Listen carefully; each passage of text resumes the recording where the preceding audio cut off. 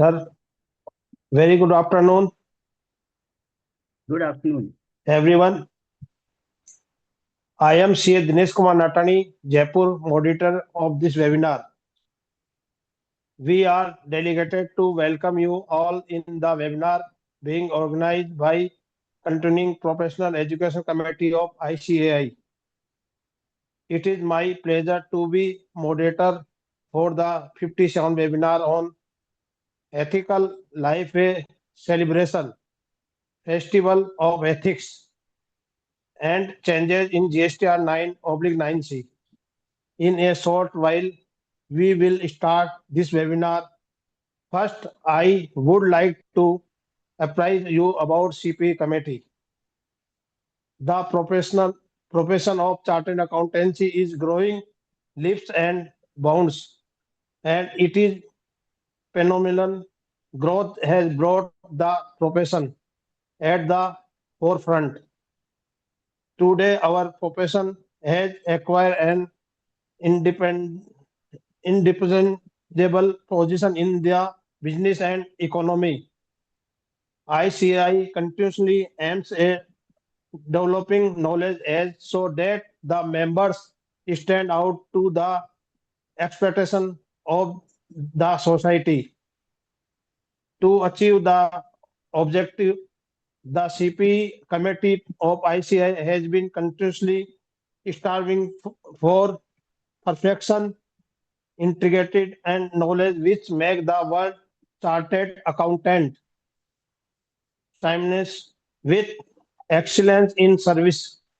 In this direction, CP committee has always been proactive to the emerging need of its members, enabling them to acquire contemporary knowledge and skill to face the challenges effectively by organizing CP programs and providing educated opportunity.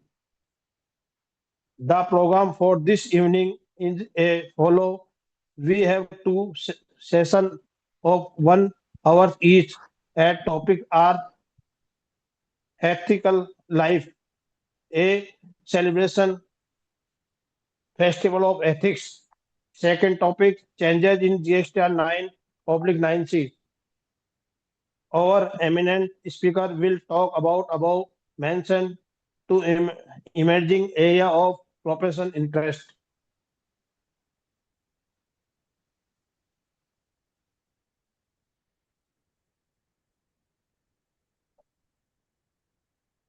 Before invite to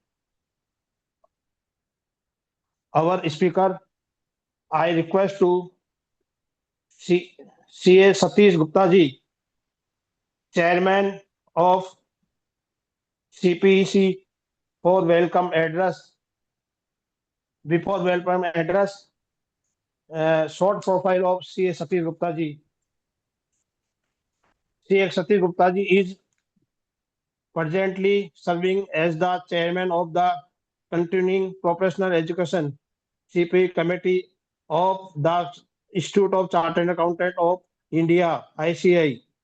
In addition to this role, he is also chairman of the Leading Director and vice chairman of the Committee for Member in Practice (CMP) for the current term. He previously served as a council member of ICI from 2019 to 2022. He is renowned speaker and author specialization in income tax assessment, searches, survey, and profession development topic like goal setting and career planning. I invite to see Sati Gupta, please address. Thank you, Dinesh ji. Thanks a lot. Thank you. Most respectful, I can say my patron, my mentor, Vaji sir, to whom I stand that he is the person from whom we should learn the ethics. Another speaker from Rajasthan, Jodhpur, Opalia ji, and my brother from my own city, who is moderating the session, Natani ji. Chairman, Vice Chairman is not here as per now, but Secretary CP Committee, Ginni Team CP, Team Technical, and my dear friends who are attending this webinar. I welcome each one of you and thank you from the core of my heart for attending all the programs organized by the CP Committee. Friends, as narrated by Natani ji, CP Committee is fully dedicated on delivering knowledge and giving value addition to the professional career of members. This year, we started with two objectives: quality of the programs and availability of the programs. And to ensure these two things, we took the focus to open as many as chapters, as many as circles, or as many as CP groups. So our member who is residing remotest corner of the country takes benefit of CP programs. To ascertain the quality, we are inviting the members abroad for narrating the opportunities in their respective country. We are inviting the industry people who are narrating, deliberating the opportunities in their specific industry. We are inviting the MSME experts who are deliberating how to get opportunity in the MSME sector. And apart from this, we also launched a series during this tax audit and other audit time of 10 days series, giving first on the auditing standards, accounting standards, and the tax audit provisions. I think all of us must have been benefited by our endeavor, our initiative. So friends, we are also thinking to bring new portal of CP where the credit of CP hours shall be available only on real-time attendance basis. Apart from this, friends, CP committee has launched its own calendar of activities, and I have come to know that so many branches are using that calendar to organize their meetings, their CP meetings, their seminars, and I think that has been a very big initiative. Apart from this, we are working in CP committee. Several other reforms we have brought, and I think the committee will, in due course of time, give you information about all the initiatives we have taken in the CP committee. Friends, I would like 2 more minutes to describe what we are doing in the Union Directorate and the CMP committee. Just to brief that in CMP committee, we have started 3 new initiatives for our members, giving them some benefit in terms of providing unsecured term loan without collateral by the SDFC Bank. We have fixed the rate of 10.60% reducing and with the minimum charge by the bank. Apart from this, SDFC Bank has also launched with us for our members the drop-down working capital facility. And I am hearing from the bank that both of our initiatives are being well being received by the members. We are also coming with a new credit card by the AU Bank, where apart from free lounges at domestic airports, free life credit card, and other benefits, the credit card company is also giving a 25% discount on the renewal of fees of ICI membership. Suppose, for example, I being a FCA having COP has to pay rupees 8,000 as an annual renewal fees, then card company EU Bank will provide a discount of rupees 2,000 to me. As of now, it is one-time discount, but we are trying that it is being continued for some more years. So, in other sectors, we are working like life insurance, like health insurance, like professional indemnity insurance. We are working some with some arrangement with the Microsoft, Google, and Adobe, just to give technological hands to our members. We are also working on some softwares. So this is something about CMP. As far as UDIN is concerned, my dear friends, we are working that we have already taken a decision in the council that from 1/4/26 onwards, no member would be eligible to generate 61st UDIN in the tax audit. Meaning thereby, if a member completes 60 tax audits, the system will not allow the member to generate 61st UDIN on the tax audit. And some other one more thing which is very important for all of us, that in case of change of auditor, the preceding auditor is not in position to know the name of succeeding auditor. And in some cases, the fees of preceding auditor remains unpaid. We have ensured that, and we, after several discussions, now UDIN Directorate will inform the concerned member the name of succeeding auditor. And this year you are also finding some audit opinion observations. I think you must have gone through all those things. We had a seminar on that also. So I'm not taking much of time because I know the time of Vajesh sir is very important for all of us, and he is taking a very good topic today that relates directly to ethics and festivals, this Deepavali and other festivals and ethics. I know Vajesh sir, and he is the person who read several religious books on daily basis. He is such a pious person. He is such a nice person that after listening him, you will definitely have some value addition. Like him, Popaliaji will take the GST, and he is also working very good and in the field of GST. So after hearing both of the topics, all of us will definitely go with some value addition to our home today. I can understand that today is the festival, but this is also very important thing for all of us. Thank you very much. Thanks a lot. Over to Dinesh ji.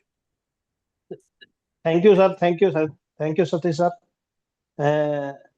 Today's first today's first session, ethical life, a celebration festival ethics. Speaker CN Vaje. Before inviting CN Vaje sir, profile of CN Vaje, he professes our 4 decade of professional experience. He has delivered numerous lectures and authorized several articles on taxation, banking, and other code of ethics.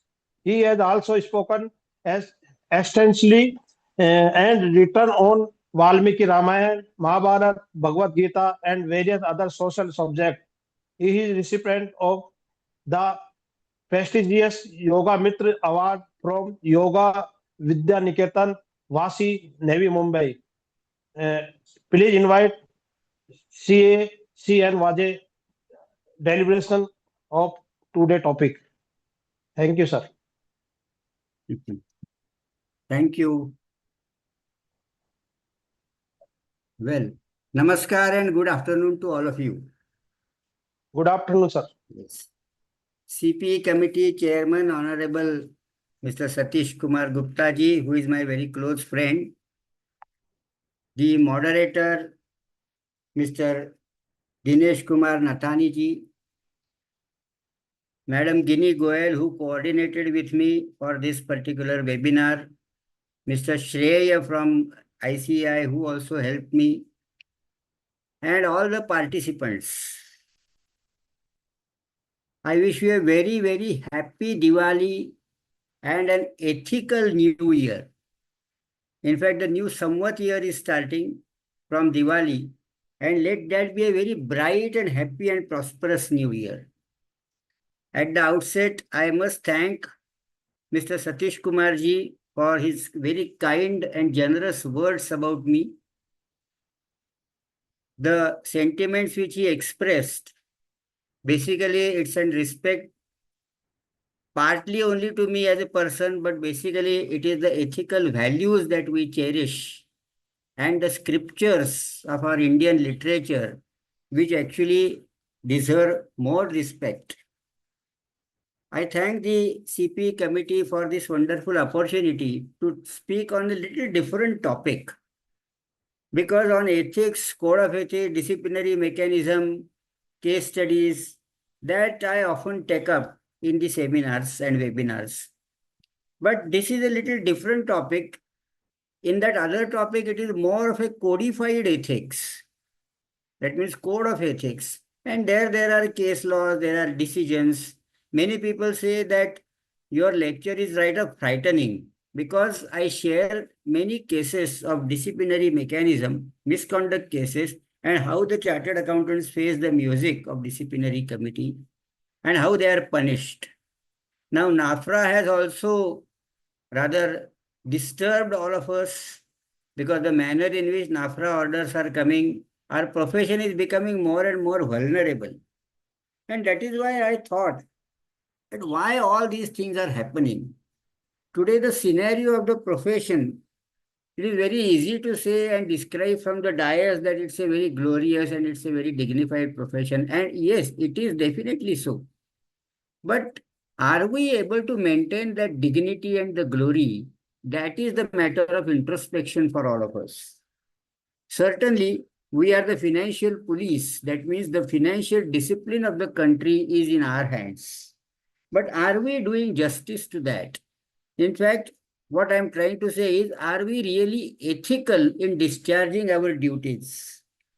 So the title is perhaps a little strange, you will find. Because if you are ethical, then many people say that today in practice you cannot be ethical. It is only our profession that is burdened with this ethical burden or ethical code, and other professions are doing whatever they like. So these are the usual complaints of our profession. But it is my mission to create awareness among our members because our motto of the institute is Ya Esha Supteshu Jagrati, which is adopted from Kathopanishad. And it means that he who is awake when the world around is asleep. So friends, as chartered accountants, it is our duty thrust upon us by the Almighty and by the destiny that we are the conscience keepers of the country. We cannot compromise on our ethics. We cannot compromise on conscience. And because if we compromise, there will be financial indiscipline, and then financial indiscipline leads to so many disastrous things. Although I am talking on a CA forum and it is mainly intended for chartered accountants, the truth which I am going to point out is a universal one. It's not that only unilaterally chartered accountants act ethically and thereafter the world will change. It is not the case. I am not into that illusion that it is only a one unilateral effort of the chartered accountant that is necessary. But at the same time, it is a very responsible position, responsible role that we are expected to play. Diwali is one of the biggest festivals. I am also aware that 31st October is the deadline for tax audits.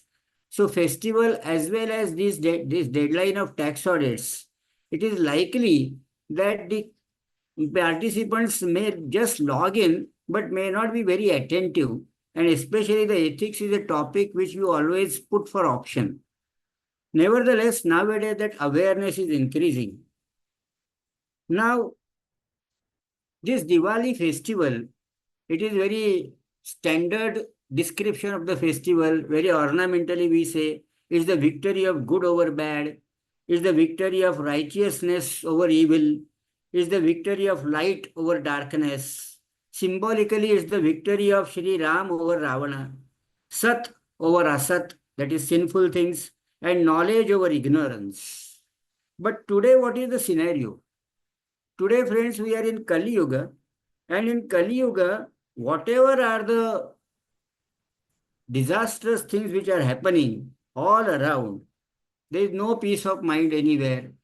Many countries are fighting among themselves. Two social groups are keeping on fighting. So the ground reality is that evil is prevailing. evil is, I think, gaining ground. Then morality and ethics are disappearing, sort of. Credibility is diminishing rapidly. Mutual trust is vanishing. Many people are behaving with each other with absolute distrust.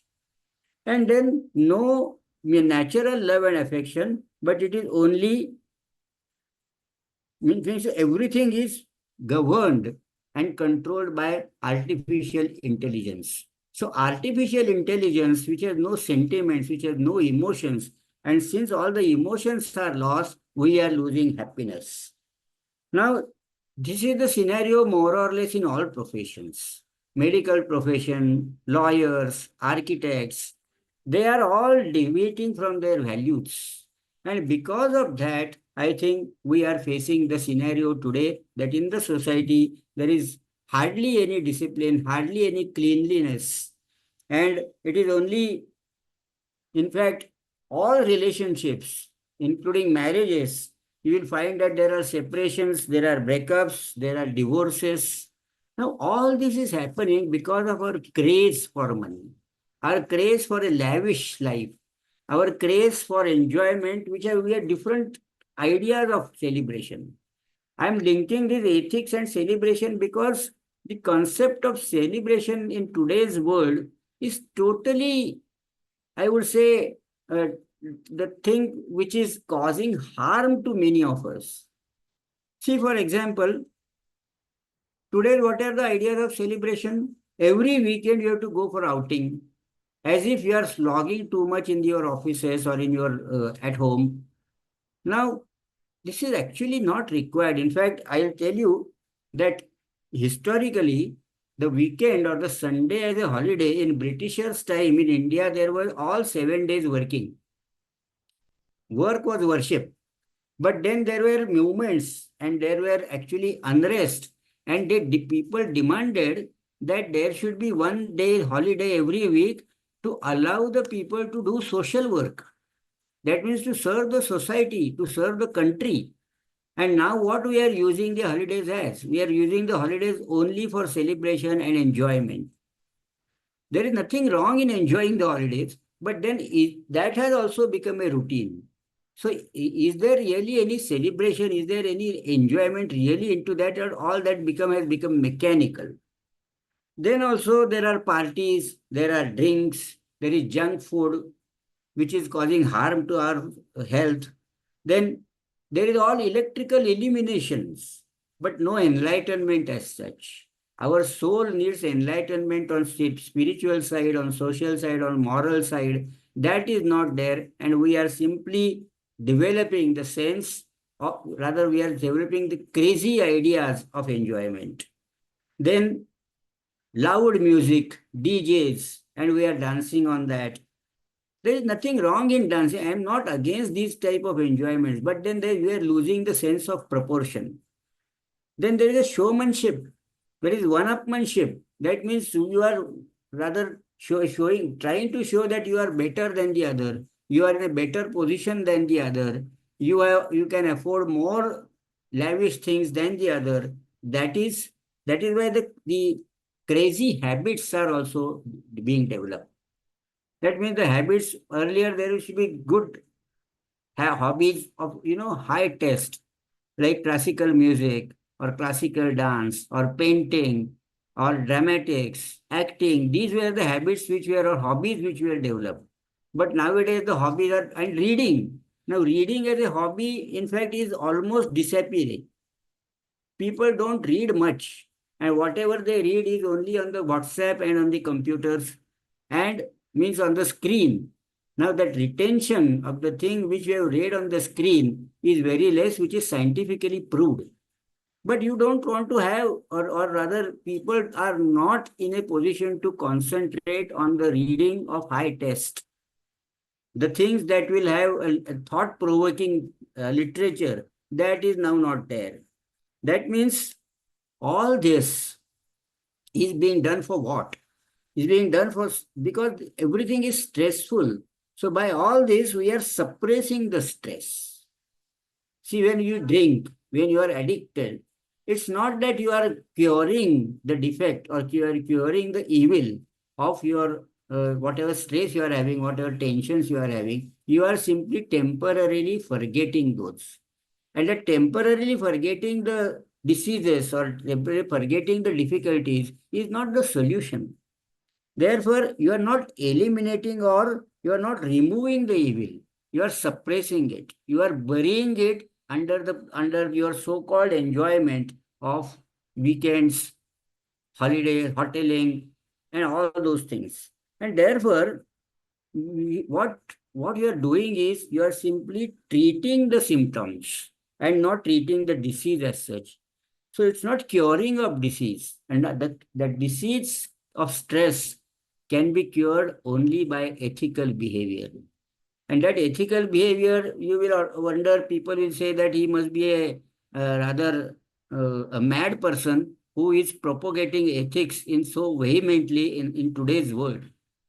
But then ultimately, generations after generation, you will find that there is a deterioration of human values. Human values are deteriorating because we have lost our touch with our ethical origin. In fact, I always wonder that India is the country where the civilization started. The thoughts, the Vedas and Upanishads and all these ethics were originated from India. And now, unfortunate part, the irony is that the Western countries are thrusting their so-called ethics on us. In fact, we should be proud of our ethical scriptures, which we have to teach the country, and we call ourselves as Vishwa Guru. Now, if you have to be Vishwa Guru, then as a part of your learning, there has to be this ethical background with which you have to work so that you keep a good example. Your behavior should be so exemplary that the people take benefit of your guidance, and only then you can call yourself as Vishwa Guru.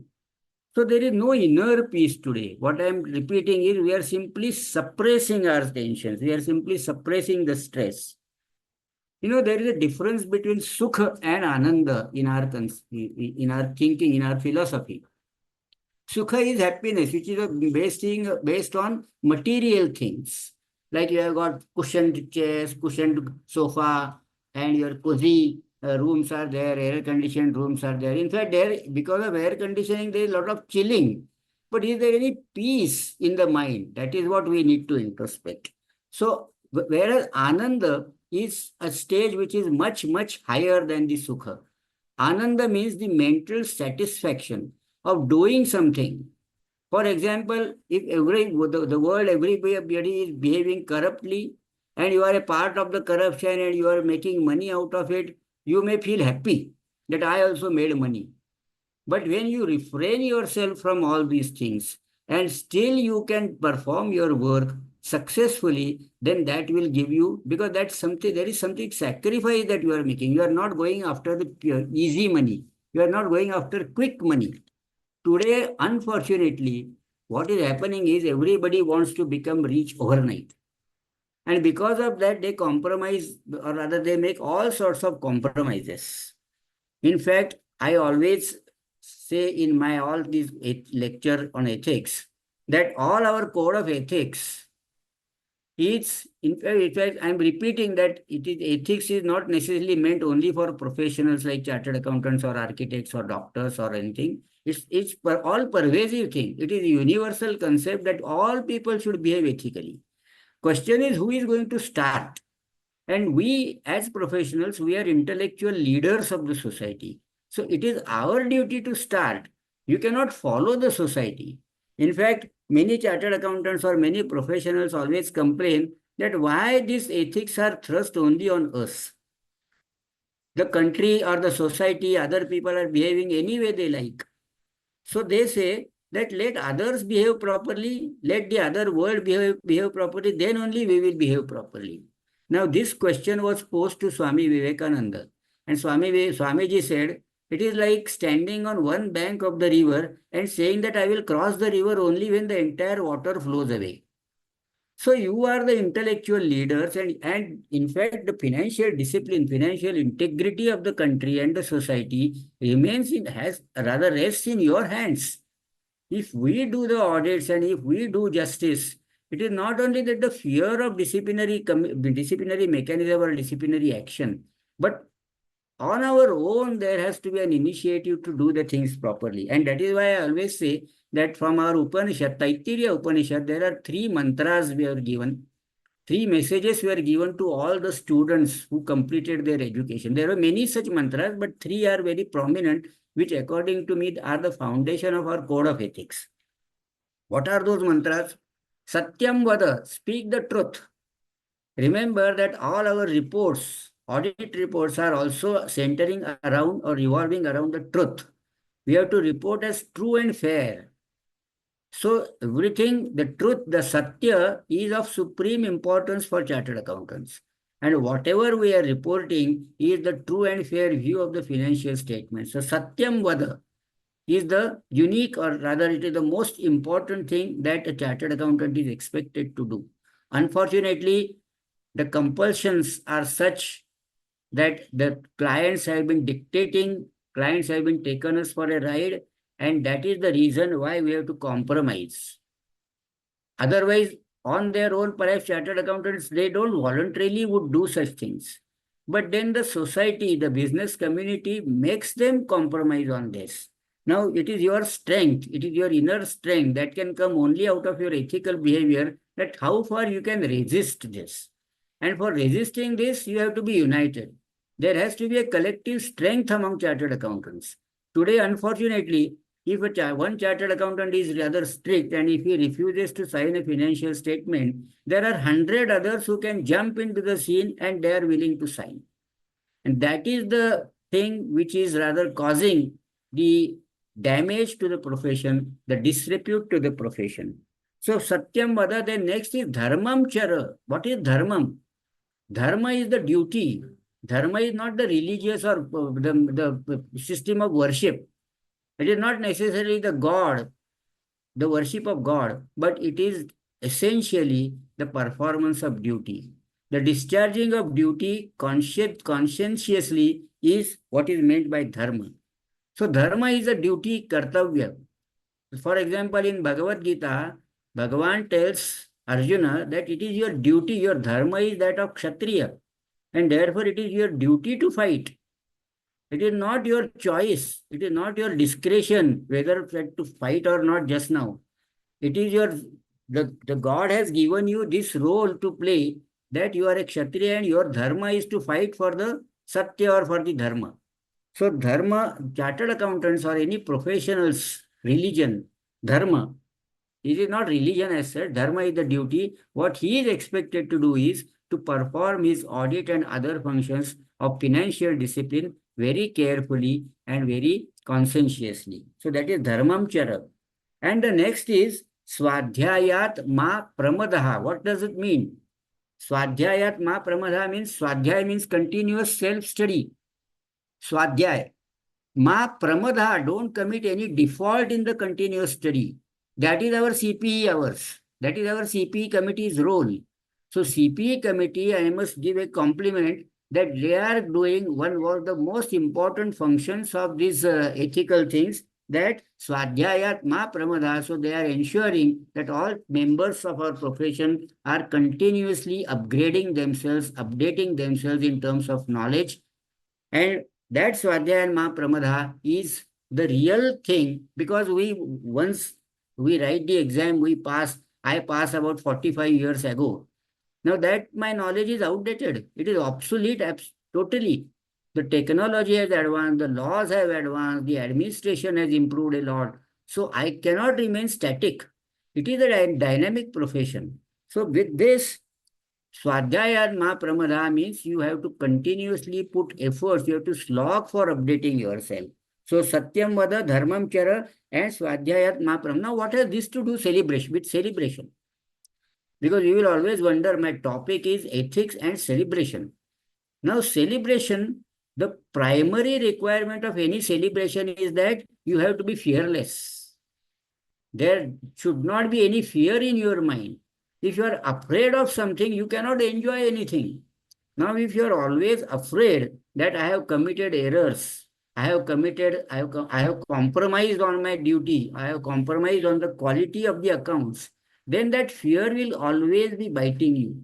And because of this AI and other technologies, that will be exposed. In fact, there is another danger to the profession, another threat to the profession.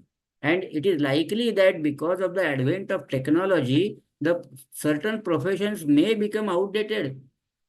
And chartered accountant is also having this threat, chartered accountancy profession, because now AI is overpowering. All audits may be done by artificial intelligence. Now income tax function and all is already taken over by AI.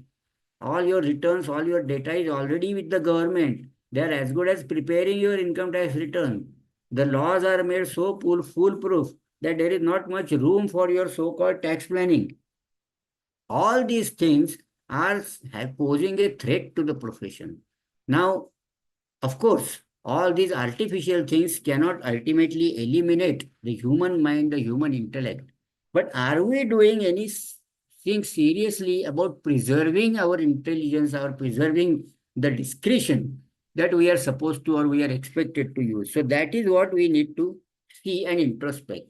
All this is a journey of introspection unless you are fearless. And today, friends, I meet a cross section of chartered accountants, big and small, in urban area as well as in Mofussil area. Everywhere, there is a fear in the minds of chartered accountants. They are all fed up.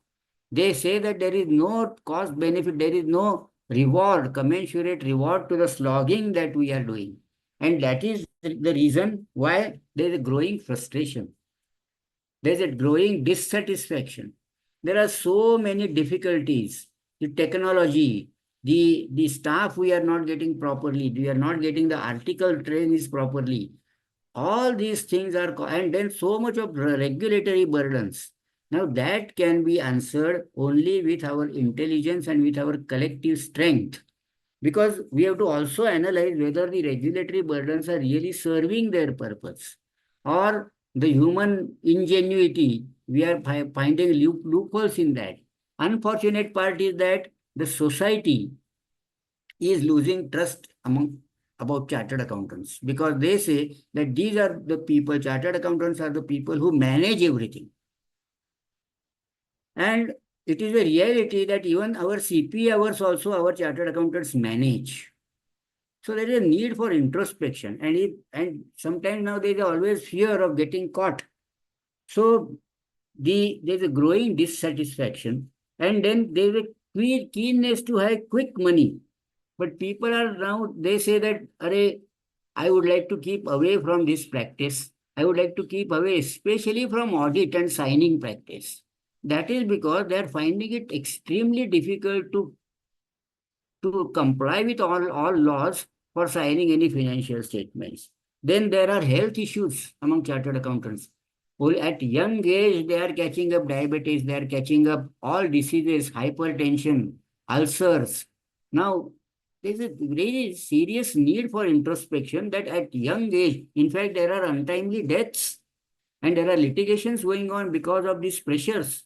Now, if that is the situation, so there are health issues at young age.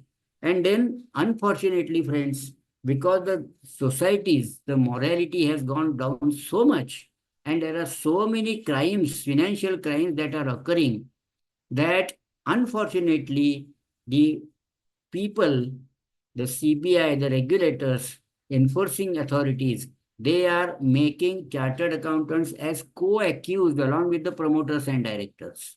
This has become a very common phenomenon. In fact, people may not be aware of the gravity of this and the magnitude of this. But today I can assure you, because I've been handling the disciplinary matters, I can assure you there are hundreds of chartered accountants today are on bail. Poor fellows cannot even afford to continue the litigation. They cannot afford the fees of the lawyers. And there are criminal charges against them. Although our institute, fortunately and rightfully, they say that about the criminal things, we don't have the jurisdiction. That is for the other people. So our institute, the disciplinary committee will never hold a chartered accountant guilty of any crime or a fraud as such. They say that it's a negligence. But that is a mild way of putting it. But sometimes there is really a gross negligence or lack of due diligence. And because of that, now they are facing the trouble. And there are many chartered accountants who are behind the bars also. And other chartered accountants are least bothered about it. See, all other professions, they are so united that they are very much concerned about this. If any one of their professional brothers or professional member is facing such difficulties, all people in a united manner, especially Bar Council and all, they are coming forward to rescue him. But in our profession, in fact, we leave him alone. We just tend to ignore, and that is the real tragedy of our profession. Then people are after quick money, there are scams, and the government feels that there are so many scams and scandals and ghotalas happening, but there is not a single incident, there is not a single instance that any fraud was exposed by the auditor. See, it is exposed only after the investigation is done. But why auditors are not able to expose any audit? Because I don't blame the auditors entirely, but the whole system of the profession is that there cannot be any independence. Howsoever rules you make, howsoever regulations, it's independence is that of mind and all. It's all very easy to say that philosophy, but in practice, independence has become a myth. And since there is there is no independence, auditors lack the courage to report the drawbacks in the accounts. And because of that, the government's impression and the society, because whenever any fraud takes place, what are the reactions in the society? What are the reactions in the public? Auditor क्या कर रहा था? As if the entire burden of the fraud is on auditors. The real fraudsters are escaping. They are enjoying their lives, but poor chartered accountants are getting entangled and getting caught into that. So this is another very serious thing which the entire profession as such has to apply its mind so that collectively we can do something. Then artificial intelligence, as I told you, that because of that, the work areas, work avenues are getting reduced. And then as I told you, there are premature deaths. Now, if this is the case, there is hardly any chartered accountant which I have come across is happy with what he is doing, especially if he is into traditional practice. And that is the core.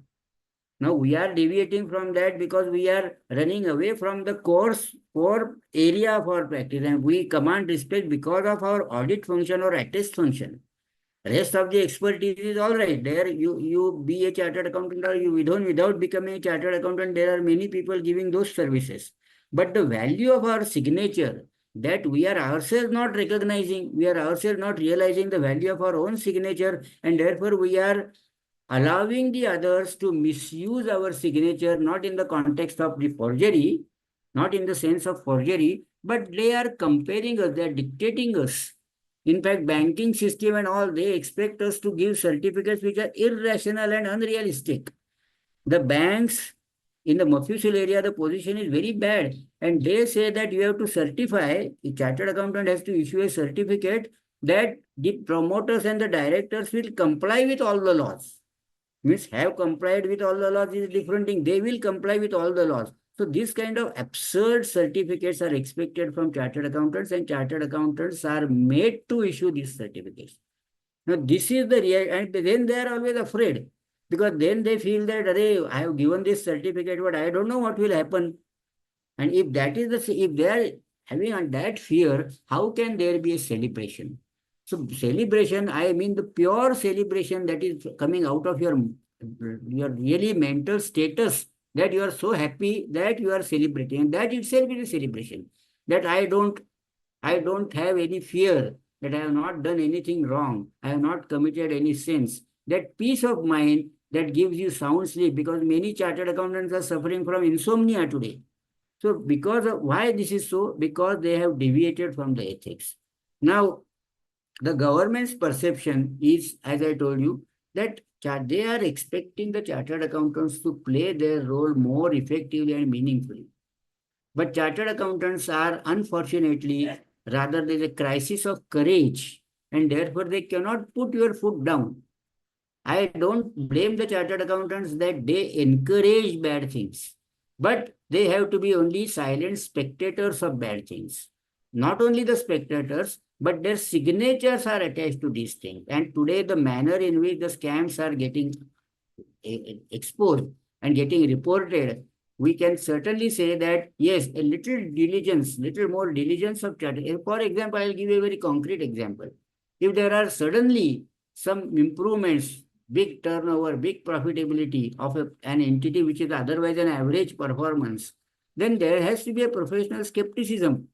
And in all these cases, in fact, the chartered accountant should smell that there might be a planned IPO or some foreign loan and all.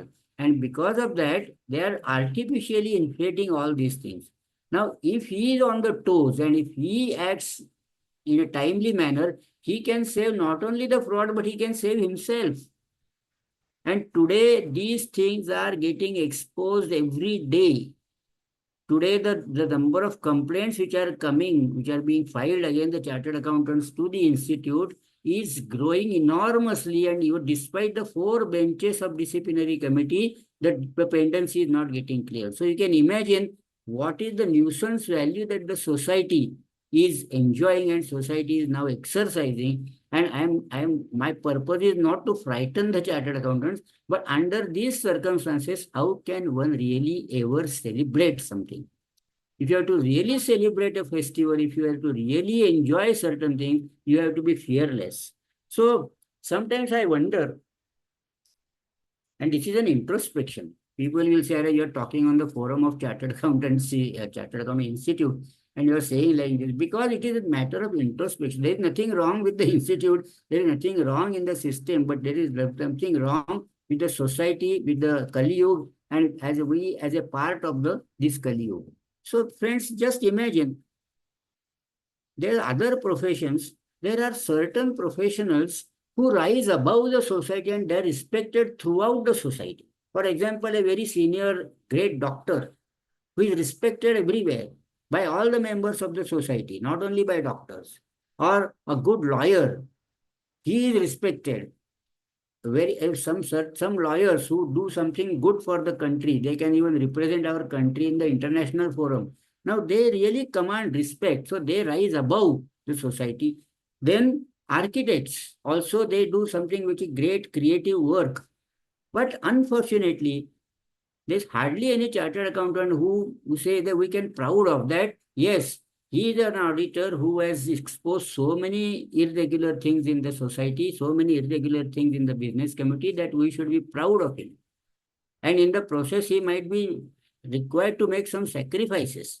So if that is that inner intrinsic strength in the profession has to be increased, and that can be increased only by our ethical behavior. If we are ethical, in fact, एक जमाना था where the audit was looked upon with a sense of awe. Auditors से लोग डरते थे. Nowadays, auditors are taken for granted. Why? Because they compromise on ethics. So since we are compromising on ethics, people are taking us for granted. So what is the remedy to all of this? See, whatever I have described, this is our day-to-day observation. This is our day-to-day experience in life. Ultimately, there has to be a remedy. And the only remedy lies that is of ethics. Now in Sanskrit, there are good subhashits or shlokas, philosophy. And in our Bombay Chartered Accountant Journal, I have been writing every month about these, and people are appreciating it. Question is, people are appreciating, but whether they are following and implementing. See, there is a very, very beautiful verse or stanza in Sanskrit which says, what is your enjoyment, or rather, what is your contentment? So he says, akrutva parasantapam. Akrutva means without doing. Akrutva parasantapam, without causing any harm or damage to others. Agatva khala mandiram. Agatva means without going to khala. Khala is a wicked person. Khala mandiram means his house. So without going to any bad person's house. Akleshayitva chatmanam means without causing much harm or damage or stretching your body to do too much of slogging. So without that, without doing these things, whatever you get is you should consider as abundant. Now, I am not advocating complacency. I am not saying that we should remain poor. I am not saying that we should not aspire to become rich at all. In fact, all chartered accountants should become richer, but richer in a very proper manner. If they become rich and wealthy, they all will, in an ethical manner, they will also become healthy. But today they are compromising their health to earn wealth. And after that, they are spending that wealth to maintain that so-called health.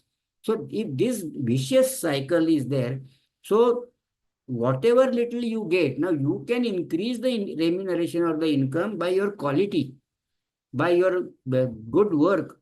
But basically, these three criteria are there. Akrutva parasantapam, without causing harm to others. Today, if we are involved, rather, if we are siding with a person who is involved in fraud, indirectly, yes, when we are conniving at the things which he is doing. If that is there, then in that process, somebody is definitely harmed. So if he is harmed, or we have to go to many bad people for favors, not for ourselves, but for our clients. We have to go to the corrupt officials. Now, when we blame corruption, corruption means what? Without doing their duty properly, they are getting money. Now, if we are not performing the duty properly and still we are getting fees, can we call it as a corruption? So this is a serious introspection that we need to have. Then अक्लेशयित्वा, people, chartered accountants sometimes take pride that अरे हमें खाना खाने को भी time नहीं मिला. That means they are neglecting their health. They are burning late hours, in the late night they are slogging. And for what? Because they are not proactive. They are lacking communication skills. Therefore, they entertain the clients at any point of time, even at 11th hour. And because of that, their health is getting affected.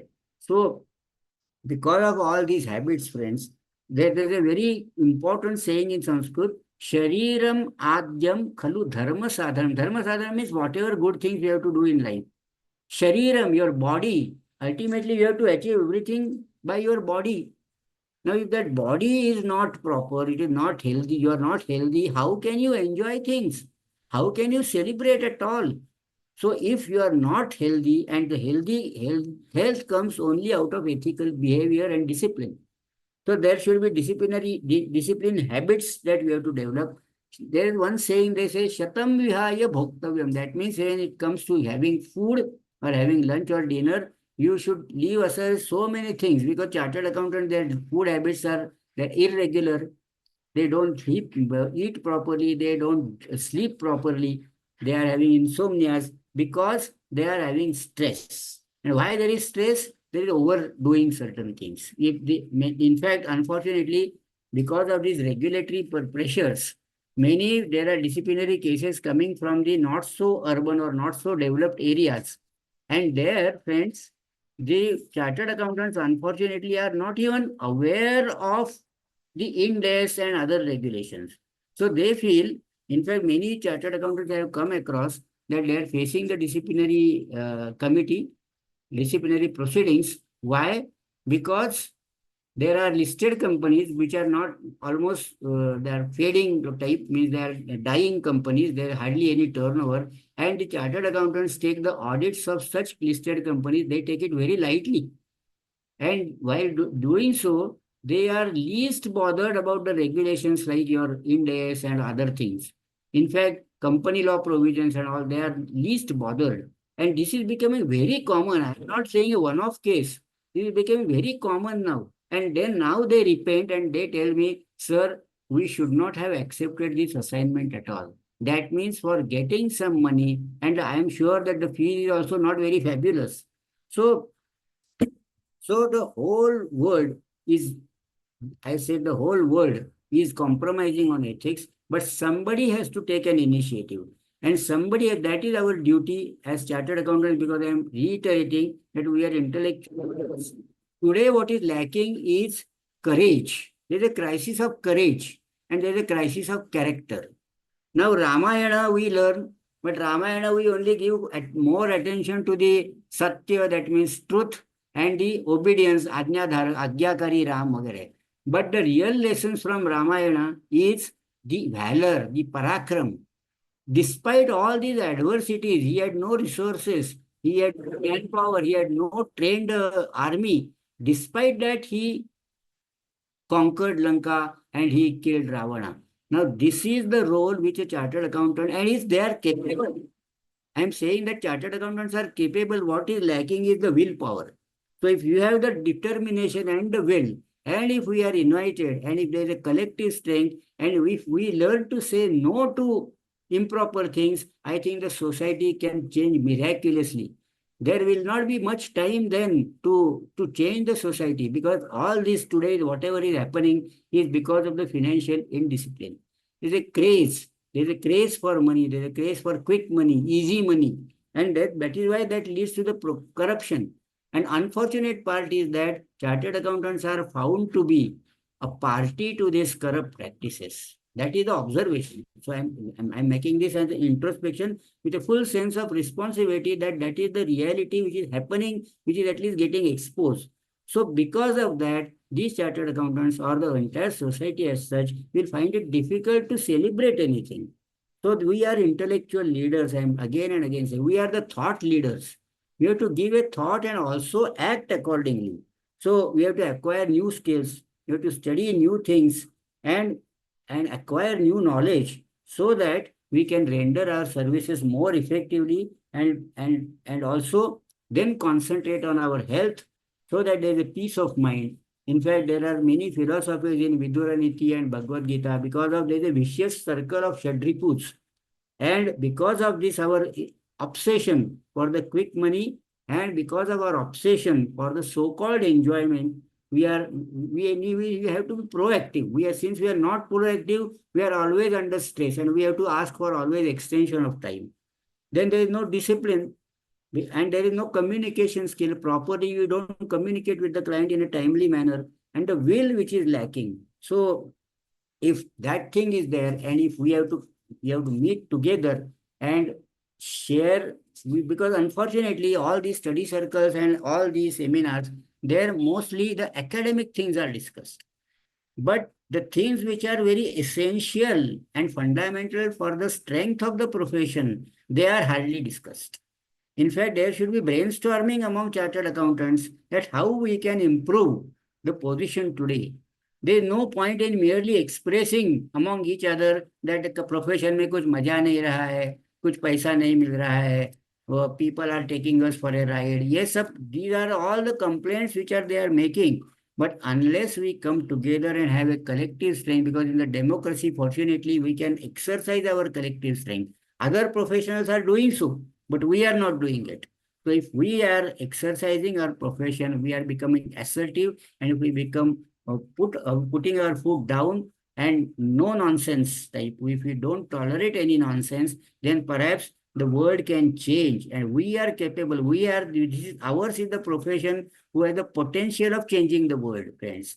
And that particular zeal, that particular enthusiasm, and that particular willpower, if we acquire with collective strength, then probably we can change. And then our lives, not only of our lives of chartered accountants, but the lives of all the citizens can be really celebration. Therefore, ethical behavior itself is a celebration, because that gives you health and peace of mind. So I thank the CPA committee for giving me this opportunity to talk on a little offbeat subject.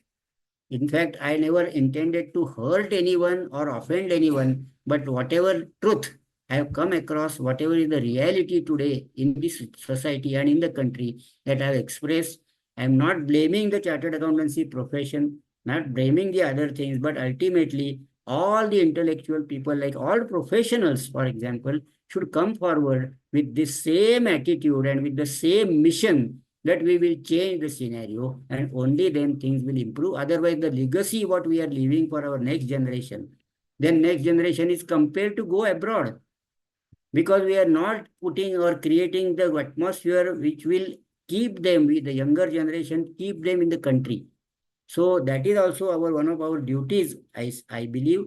And with this, I once again wish you all a very happy Diwali, very prosperous and ethical New Year, and thank the CP committee again for this opportunity. Thank you so much, and Jai Hind.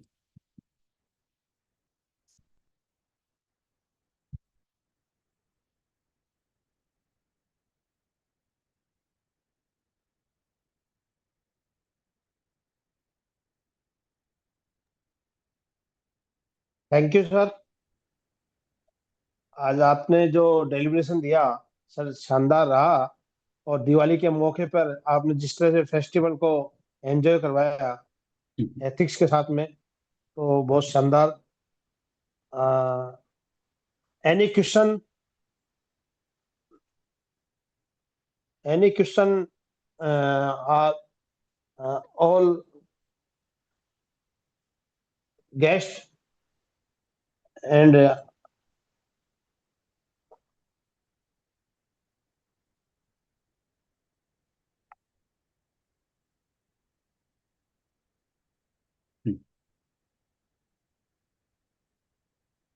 People may be busy PNC with वाले। tax audits. Yes sir, yes sir. Yeah, I know. I'm aware of that. Sir, thanks to your deliberation, and next session for GSTR 9C. Now invite to speaker Mr. Akash Pofalia.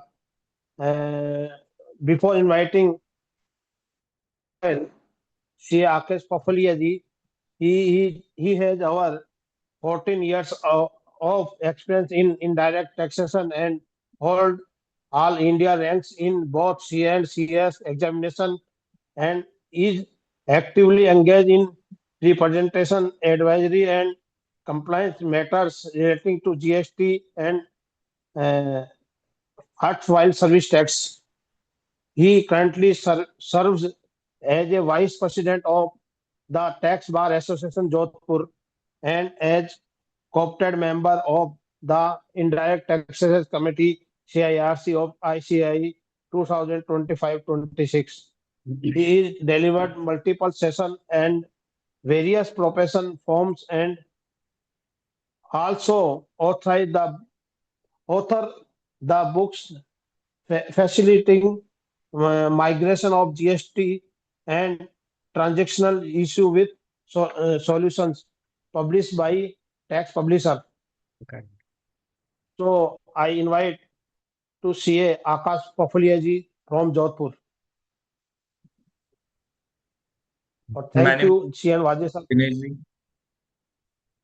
Thank you, sir. Many thanks, Dinesh ji. And I exceed my regards to Vazir sir also, who has deliberated upon professional ethics, जिसमें हमें years started from Mahabharata, from the shloks of Krishna and Ramayana, and showed the importance of all those learnings into the present regime of Kali Yuga. So, I would like to now deliberate my session on GSTR 9 and 9C, that what are the changes that has been introduced. So I believe that my screen is visible. Dinesh Yes, ji, visible? yes, yes, Okay, yes. thank you. Thank you.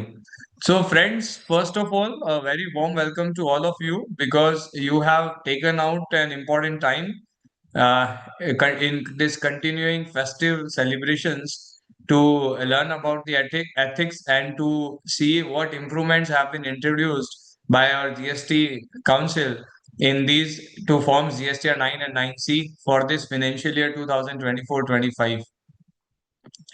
So, rather than saying that recent changes, I will say that some improvements, because every year we find that GSTR 9 has some modifications in it, so that the problems which are being faced by the professionals, which are being faced by the businessmen, can be smoothened out, and the solutions to those problems can be introduced. And in this year, when the changes have been introduced for 2024-25, I would say they have really worked well to direct the problem which is related to reporting of input tax credit. So our major portion for discussion today shall rest on the reporting of input tax credit, because we know that for any financial year we need to see three financial years together. For example, if we talk about financial year 2024-25, then we have to see 2023-24, 2024-25, as well as 2025-26, because of spillover, because some ITC input tax credit of 2023-24 might be reflecting in year 2024-25, and some ITC of 2024-25 might be reflecting in the financial year 2025-26. And of course, we have to report the figures for 2024-25. So almost 3 years are considered for reporting ITC of the current financial year. So how to tackle that situation this time? It is really admirable that GST portal has come up with all those solutions by introducing required changes in the form and required by insertion of required rows in the tables of the different parts in this form. So now, first of all, I wish you once again a very happy and prosperous Diwali. And on this Diwali, we shall be learning about the GSTR 9 and 9C. And I would be happy to take up the questions related to the reporting in GSTR 9 after I finish my deliberation. So even today, although GST was introduced in 2017, but looking to the several compliances, still we are finding a way out that how to tackle with the different provisions which are introduced regularly, which are introduced by way of amendments, notifications, changes in the laws. Right. So a lot of changes are there, and we need to see several things when we are going to report the figures in GSTR 9 or when we are presenting the reconciliation statement in GSTR 9C. Even during the regular compliances, there are several provisions which stuck our clients. Once those are taken care of by, either some of the professionals or either by some of the departmental officers, when they figure out that this particular provision is impacting a particular industry and is not being followed upon. So I will link this with IT because as we have just discussed about the AI, so that is really impacting our life too much. So IT revolution, is this fact or a myth? That is a question that we need to think upon, because in GST everything is online and we have to use a robust software. We have to use the internet facility only. Then only we are able to comply with all the provisions properly, and we are able to comply with the filing of returns, with the payment of taxes, and so on. And since you might be filing GSTR 9 for last 17-18 to this 2023-24, almost 7 to 8 years, and you might have seen that various tables are linked to each other. Like whatever we are reporting in GSTR 1 is reflecting in GSTR 9. Whatever we are reporting in GST 3B is also being auto-populated in GSTR 9. Then some tables of GSTR 9 are linked with the table of GSTR 9C. In fact, there are some intra-reconciliation in GSTR 9 itself. Whatever ITC you are reporting, then there is some reconciliation of that ITC or breakup of that ITC, you can say. So this IT is actually playing a great role in our lives, and we need to tackle it properly. Then, although this technology is making our life easier, but we need to think that in GST, whether life has become easier or it became more complex and demanding. So GST, when it is mixed with technology, is actually seems like a double trouble, because you have to do everything using technology. You need to look at the softwares which can smoothen your work. Now, when we talk about GSTR 9, these are the key provisions which we have to look at for the financial year 2024-25. Section 44, Section 35, which are related to records and accounts, as well as GSTR 9. Definitely, we have to look at both of these sections. Then we have important notifications, in addition to what that has already been issued till 2023-24. So in addition to that, those notifications, there are certain key notifications which we need to take care of for the purpose of filing of GSTR 9 for this current financial year 2024-25. Out of those, the one is notification 15/25, then notification 13/25, then notification 12/24. These are the three key notifications which we need to take care of. So when we talk about 12/24, it has introduced the changes in GSTR 9. So whatever changes have been introduced in the present GSTR 9 form, that has been introduced by notification 12/24. When we talk about 13/25, yes, 12/24 has introduced the GSTR 1A, and all changes have been introduced by 13/25. And when we talk about 15/25, so 15/25 has again exempted the registered taxable persons whose turnover is not exceeding 2 crores from filing of GSTR 9. Then we have Circular 246, which is stating about the late fees. You might be aware that recently they have clarified that how late fees is to be recovered if there is delay in filing of GSTR 9 as well as GSTR 9C. Then in addition to that, there is the form itself, which contains some instructions that how to feed a particular information in the particular table or in the particular row. Then we have FAQs, which have been recently released on GST portal, so as to enable SSE to understand that how to report which information at which place and what is the implication of changes that has been introduced in the form. So whatever changes have been introduced in the form, whether by way of introduction of the row or whether by way of changing the heading of the row, all those things have been explained very carefully and very properly in the FAQs that has been released almost 3-4 days ago. So now when we talk about GSTR 9, so friends, you are aware that you have to take care of so many things like e-way bill, e-invoices, GSTR 1, GSTR 3B, your financial statements. If you're audited, then audit reports, then whatever you have reported in the audit reports, then aggregate turnover, exempt supply, and so on. So there are several things which we need to take care of while we have to feed the information in GSTR 9. Now, when we talk about GSTR 9, you will find that there are 6 parts and 19 tables. Let's quickly go through that in a span of 1 minute. That in this, there are 6 parts. One is the basic, where we have the basic information. Second is about the outward and inward supply details, primarily containing details on which tax has to be paid. So outward supply on which tax is to be paid, and inward supply also which are liable to tax, that is RCM. Then in part 3, we have ITC availed, input tax credit. So there are table 6, 7, and 8. Then we have table number 9, where we report the tax which is payable as well as paid. And then we have table 10, 11, 12, 4, 10, 11, 12, 13, and 14, where we declare the information which is reported in financial year 25-26, but although related to the financial year 24-25, whether it be outward supply or input tax credit availed or reversal, all those informations are reported in these tables, table number 10 to 14. And there are other information for the reporting purpose in table 15 to 19, where primarily we report the outward taxable supply HSNY summary, right? That is table number 17, which is primarily we are reporting. So all these are the tables which we are regularly reporting in GSTR 9. Now this notification 15/25, as we were talking about, that if any registered person who is having turnover up to rupees 2 crores, he is not required to file annual return for this financial year 2024-25. So that exemption is again continued.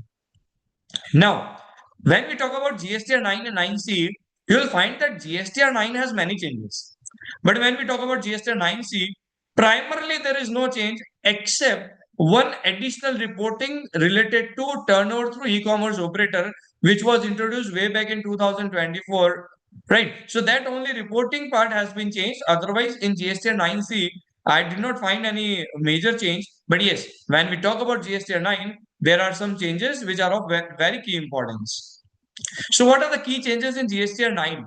So in table number 4, outward taxable supply, as of now, the values were auto-populating from GSTR 1. Now these values needs to be adjusted with GSTR 1A. So all the columns, all the rows of table number 4 needs to be adjusted with GSTR 1A in addition to GSTR 1. So friends, you might be aware that when we are filing GSTR 1 today and we bring any change in GSTR 1, that has been done through GSTR 1A. So when you file GST3B, it contains the details, system generated details itself contain GSTR1 as well as changes made through GSTR1A. Both are adjusted and then only net figures are reflected in GST3B. So when we talk for GSTR9, GSTR1A related details needs to be adjusted with the GSTR1 details for filling the details in table number 4. Now, when we talk about table number 6, details of input tax credit, so you'll find that 3 changes have been made. One is table number 6A1, a new row has been introduced. Table number 6J, its calculation has been modified. Table number 6M, its wordings have been modified. Table number 7, details of ITC reverse and ineligible.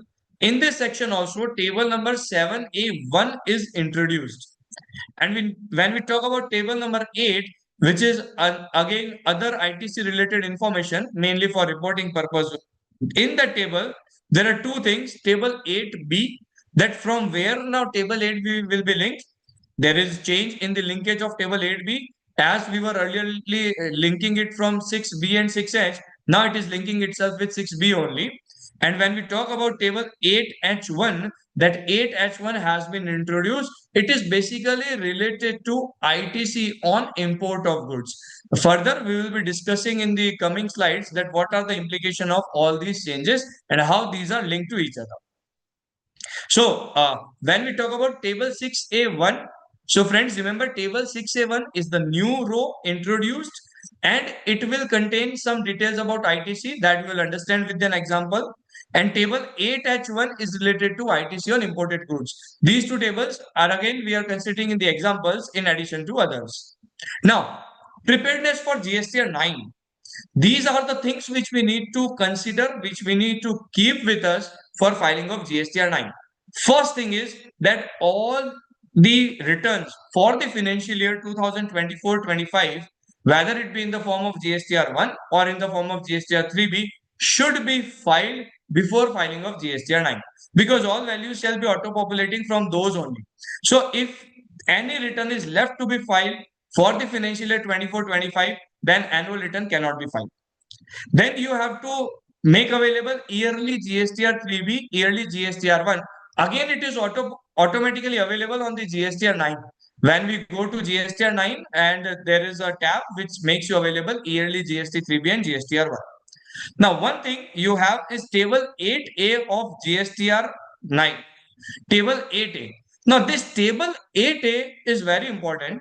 Table 8A contains the details of GSTR 2B.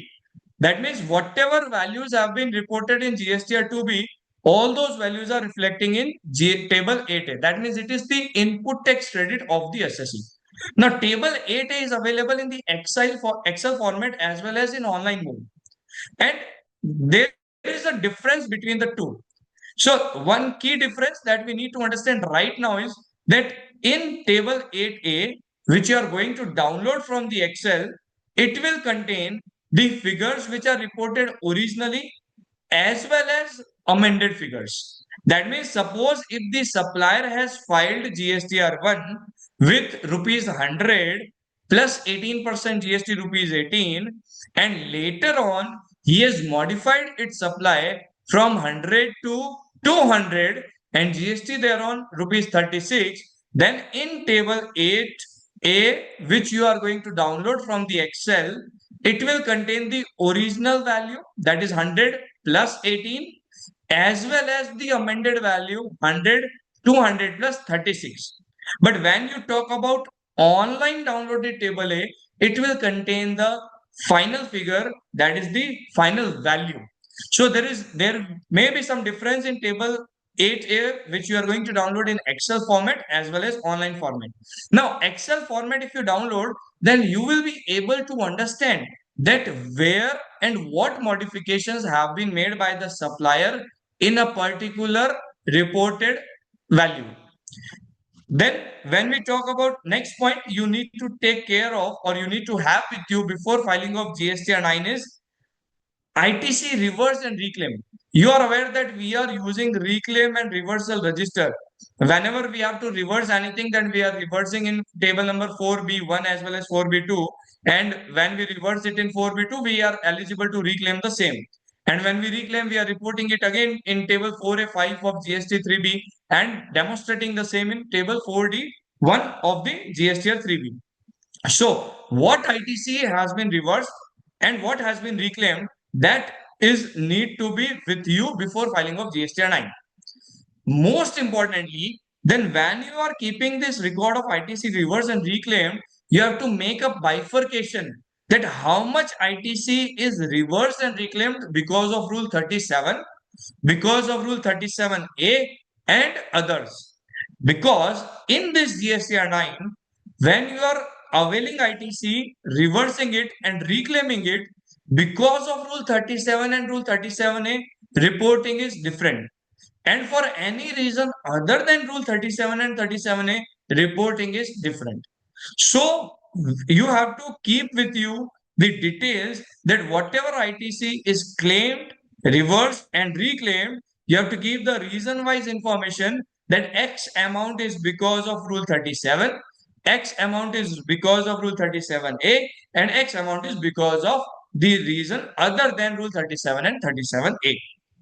Then, next important thing, sometimes it has happened that ITC is auto-populating in GSTR 2B. But instead of reversing the ITC, certain portion of ITC is not availed at all. For example, you are having 10 invoices in GSTR 2B bearing in total input tax credit is rupees 100. Now, out of that, you believe that one particular invoice do not relate to you, but you do not take any action on that invoice and you simply claim say 90 rupees ITC in your 3B. For the 10 rupees, you neither claim it nor reverse it, it is left alone. So that can be called as missed ITC. So you have to keep the record of that missed ITC because GSTR 9 is giving you an option to report that missed ITC also. Then you have to keep with you HSN summary because you know that in GSTR 1 we need to give details of outward taxable supply where HSN wise and tax rate wise information needs to be reported. So that table you need to keep with you. And a good thing is that in this GSTR 9, when you log into GSTR 9, there is a tab given there where you can download this HSNY summary which you have already reported in GSTR 1. So as of now, this problem was there that the the monthly information which are reported by the SSC in GSTR 1 to give HSN summary, those information were not available to the SSC on GST portal. Now, in GSTR 9, a consolidated monthly as well as consolidated detail for the year is available in Excel format with you so that you can easily report those figures in table number 17 of GSTR 9.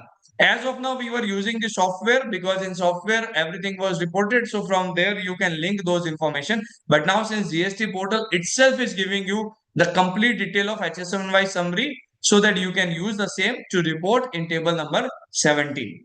So friends, you need to keep all these things with you. I'm just repeating for the sake of clarity. All returns should be filed. Yearly GSTR 1, GSTR 3B, table 8A in Excel as well as the online form, ITC reversal and reclaimed, and breakup of the same. That why ITC is reversed and reclaimed because of Rule 37, 37A, and remaining. And all the missed ITC, that means which has not been claimed at all, neither shown in table 4A5 nor reversed, nor reclaimed. And HSN wise summary in Excel format where HSN wise and tax rate wise information needs to be make available with you. All these things are available, then you can easily file GSTR 9.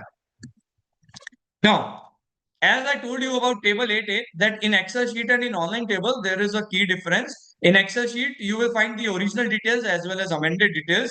And in online report, which you will be able to download from GST portal, final details will be there. So if you find final details, you need to reconcile or you need to know that where in which invoice any modification is there. So you can use that Excel sheet to see that what was originally reported and what amendment has been made in that particular invoice or what modification is there. And friends, as it is given in the FAQ, there can be the reasons of difference. These are the reasons of difference which you will find in table 8A, which is available in Excel format, and in table 8A, which is available in online format. First thing, supplies under RCM. So supplies under RCM will be available only in Excel format. Supplies which were originally reported as normal supply or regular supply, but then modified as RCM, this will be available only in Excel format, not in online format. Supplies where there is change in place of supply, originally reported as taxable under IGST, but then place of supply is changed and now reported as CGST and SGST. This will be available only in Excel format. Then there are certain invoices which are raised, but suddenly because of some reason the date is changed. For example, any invoice is raised in the month of March, say 30th March 2025, but because of some reason that invoice was postponed. That means needs to be changed for date during the year 2025-26. That means the date of invoice is changed to say 10th of April 2025. Then such invoice shall be available in this Excel format. Sometimes invoices are preponed. For example, any supplier has reported a particular invoice in the month of say April 2025. Now he realized that this invoice actually belongs to the March 2025. So he has modified it in GSTR 1. So this can be called as preponement of the invoices. So this preponed invoice shall be available in the Excel format. So what I want to say is that if you want a detailed information about the values reflecting in table 8A, then you need to download that Excel format, and in online table you will find the final values only. Now, first key thing which has been taken care of and for which the required modification has been introduced in the annual return GSTR 9 is this one. ITC of 2023-24 claimed and reversed in 2023-24 but reclaimed in the financial year 24-25. Friends, we know that if in any financial year we take input tax credit of previous financial year, then we are following different ways of reporting. But generally, people are following a particular way in which you find that there is a difference created in table 6J, and we reconcile that difference with the table 13 of previously 13, 12 and 13 of previously filed GSTR 9 to demonstrate that this is the ITC related to previous financial year which we are claiming in this year. I am again repeating that if in any particular financial year we take that ITC of the previous financial year, then we link that ITC by reporting the same in table 6G of the current financial year, and we link it with the table 8C or table 12 and 13 of the GSTR 9 of the previous financial year. Because there is no row where you can report the input tax credit claimed in the current financial year, but it pertains to the previous financial year. Now this problem has been taken care of. Now what modification has been introduced and what direction has been given is that if any input tax credit related to financial year 23-24 and claimed in 24-25, that means claimed in 23-24 and reversed, and now reclaimed in 24-25, then where to report it? If the reason of such reversal is rule 37 and rule 37A. I believe that rule 37 and 37A is known to you. Otherwise, I give you a brief that rule 37 is when you are required to make payment to your suppliers in 180 days. Otherwise, you have to reverse and reclaimed only when payment is made. And rule 37A, if the supplier has not filed return GSTR 3B by the 30th November of next year, then you have to reverse that particular ITC, right? So brief about 37 and 37A. So if ITC is claimed and reversed in 2023-24 because of these reasons, then in current financial year in GSTR 9 of 24-25, this ITC needs to be reported in table number 6H. That is reclaim table is there where you have to report this input tax credit. Then if any ITC is reversed because of the reasons other than rule 37 and 37A, that can be any reason. So that ITC needs to be reported in table 6A1 of the current financial year in GSTR 9. Now friends, what has happened? In GSTR 9, earlier we have table 6 only, table 6A only, where you used to report the input tax credit which is claimed in GST 3B, which is an auto-populated figure. Now, since it contains input tax credit of current financial year as well as previous financial years, therefore, their table 6A1 is introduced where you can segregate the input tax credit which is related to the previous financial year, and then there is a table 6A2 which contains the net figure, that is net input tax credit which is related to the present financial year and claimed in GST 3B. I am repeating it once again. In GSTR 3B, normally we have the auto-populate in table 6A. We have auto-populated figure of input tax credit claimed in GST 3B. Since in this auto-populated figure, it contains input tax credit which pertains to the previous financial year also. So how to segregate that? Here is the solution. Table 6A1.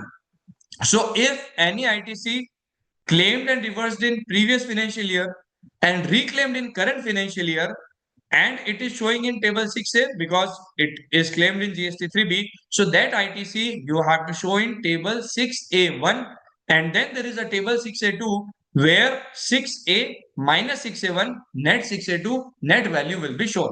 This we will again understand with the example which we will be taking in the next slide. So friends, if there is any ITC which was claimed in 2023-24, reversed in 2023-24, reclaimed in 24-25, and if the reason of reversal is rule 37 and 37A, they show that ITC in table 6H of GSTR 9, yani ITC reclaimed area, right? The exact name of that table 6H is amount of ITC reclaimed under the provisions of the Act. And if reversal was because of reason other than rule 37 and 37A, report it in table 6A1, where the heading of 6A1 is ITC of preceding financial year availed in the financial year in this current financial year. Okay, so I hope that this is clear. Now, ITC of 2024-25, it is claimed in this year, reversed in this year, and reclaimed in this year. There can be very valid reasons, like for example, there is an invoice issued in the April 2024 and payment is not made within 180 days, so you need to reverse it. And suppose then payment is made in March 2025, you have again reclaimed it. Another situation is that ITC is claimed in 2020, April 2024, ITC is reflecting, but you did not receive the goods. You received goods in May 2024. So what you will do? That ITC is showing in April 2024 GSTR 2B, you claim it 4A5, then you reverse it 4B2, and then when in May 2025, it is again, you receive the goods, then you again reclaim that ITC in showing in table 4A5 and demonstrating in table 4D1A of the GSTR 3B. This is the process we are following, right? So if any ITC related to financial year 2024-25 claimed in 2024-5, reversed and reclaimed, then what will happen? Now see friends, first when you claim the ITC, where it is shown in table number 4A5 of GSTR 3B. Then you reverse it. Where is it shown? Table 4B2 of GSTR 3B. Then you reclaim it. So when you reclaim it, where you show it, you again add it in table 4A5 of GSTR 3B. So when you are filing the annual return, then in table 6A, auto-populated figures will be there of GSTR 3B, right? So in that GSTR 3B auto-populated figure, so GSTR 3B auto-populated figure will be linked with the table number 4A5, right? Because all ITC is shown in table 4A5. So for all the months of 2024-25, all ITC you have shown in table 4A5 of GSTR 3B will be summed up and shown in table number 6A. So what will happen? That in the table 6A of GSTR 9, where the input tax credit claimed during the year is auto-populating, it is containing this reclaimed figure twice. As in our example, say in April, you have received an invoice. You reported in table 4A5. Now you reverse it also because you did not receive the goods. Now in May 2025, you receive goods. So you reclaiming this ITC by showing it in table 4A5.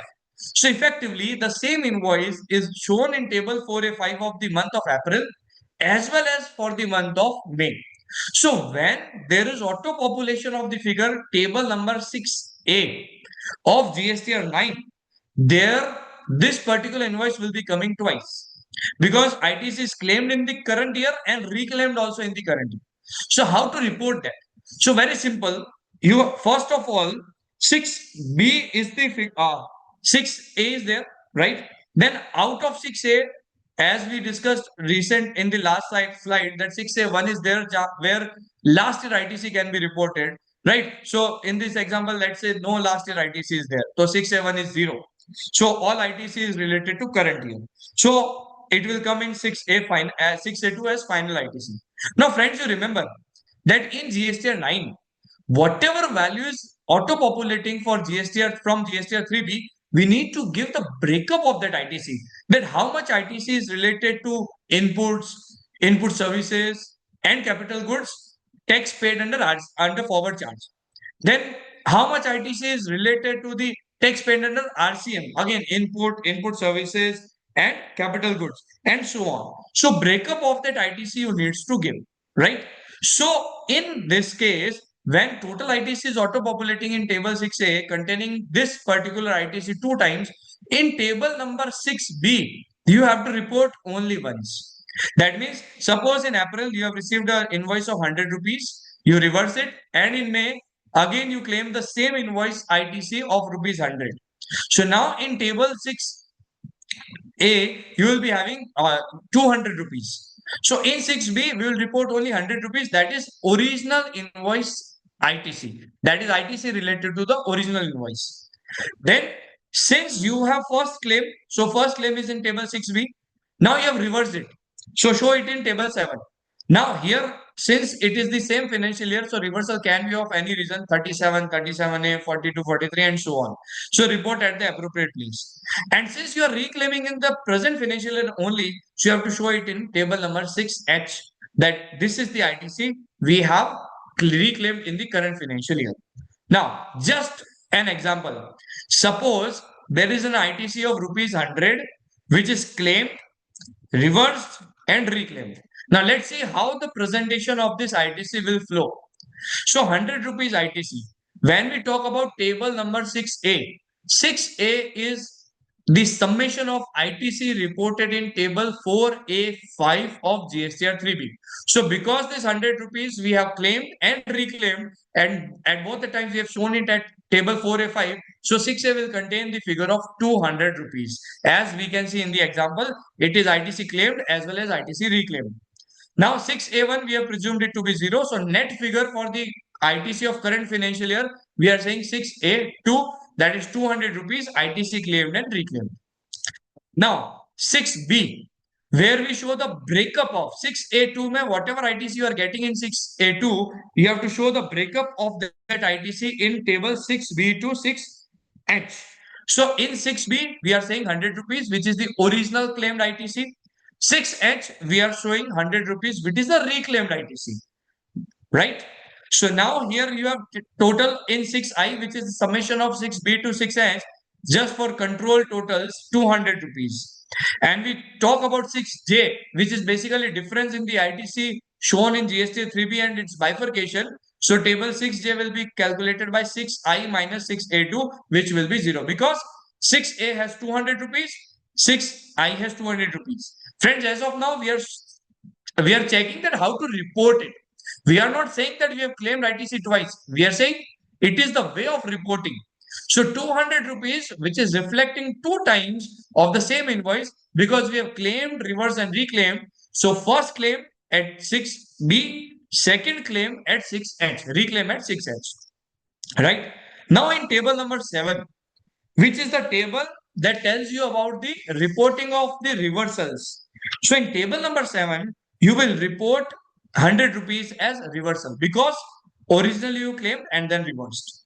So effectively, if we say that we have claimed 200 and reversed rupees 100, so net ITC we have claimed is 100 rupees, and actually also we need to claim that 100 rupees ITC only. So this is how calculation will flow, that in table number 7, from 7A to 7H, whichever the reason of reversal of that ITC, you have to show it there, including there is an other reversals option also. There also you can show. So 100 rupees reversal.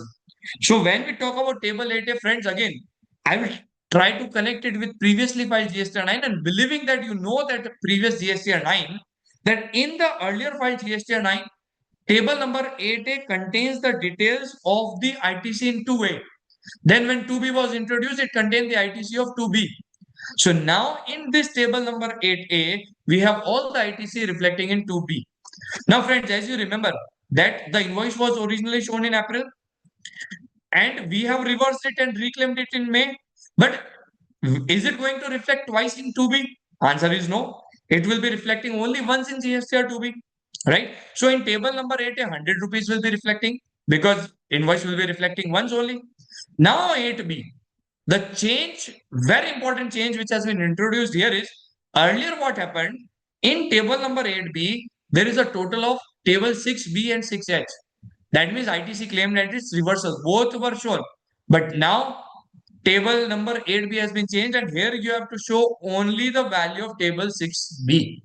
Yani table 6B values shall be auto-populated. So again coming back to this example that original ITC was 100, reversed and reclaimed. So table 6A2 will be 200 because 4A5 it is reported double. Table 6B, first time we have claimed 100 rupees. Table 6H reclaimed 100 rupees.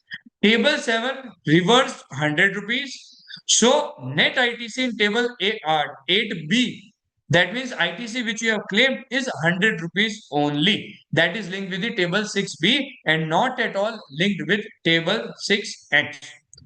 So friends, one important thing we understood is that whatever are the values in GSTR 2B, out of that, whatever ITC you have claimed shall be reported in table number 6B. And if any ITC is missed out to be taken in table number 6B, then it will go to 8C. That we will discuss a bit later in the further slides.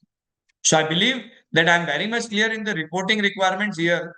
ITC claim, reverse and reclaim in the same financial year. So we will report here 6B originally claimed ITC, 6H reclaimed ITC, table number 7 reversed. So table 8A will have 2B figures, table 8B will have figures from 6B. That means invoice will be considered only one.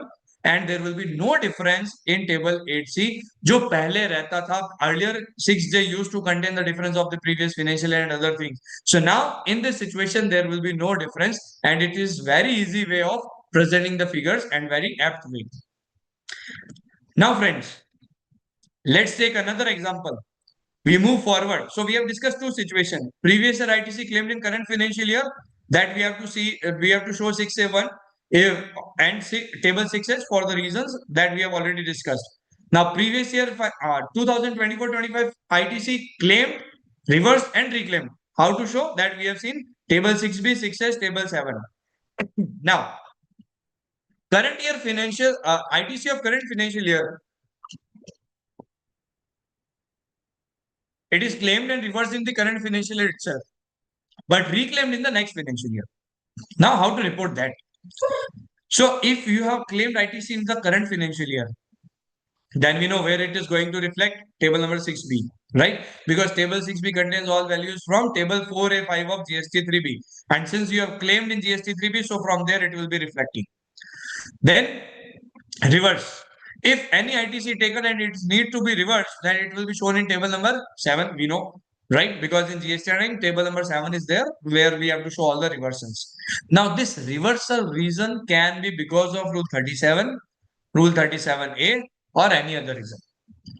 But now, you have reported the figure, you have reversed it. Now, you are reclaiming in the next financial year. So, friends, when you have to reclaim in the next financial year, the reporting requirement in the current financial year is different for reversal, for the reason of reversal. If ITC is reversed because of reason other than rule 37 and 37A. See friends, 6B ITC reported, 7 ITC reversed. Now, since you are claiming that ITC in the next financial year, so what we were doing as of now, we used to show the ITC in table 8C, table 12 and 13 that how much ITC will claim in the next financial year or how much ITC we are going to reverse. Now we have to be careful here. The presentation is changed. If you have reversed ITC because of rule 37 and 37A, then you have to report that in table 13 also. Table 13, you might be aware, I take the exact figure, although nomenclature has changed, but the essence remains the same, that ITC of the financial year availed in the next financial year.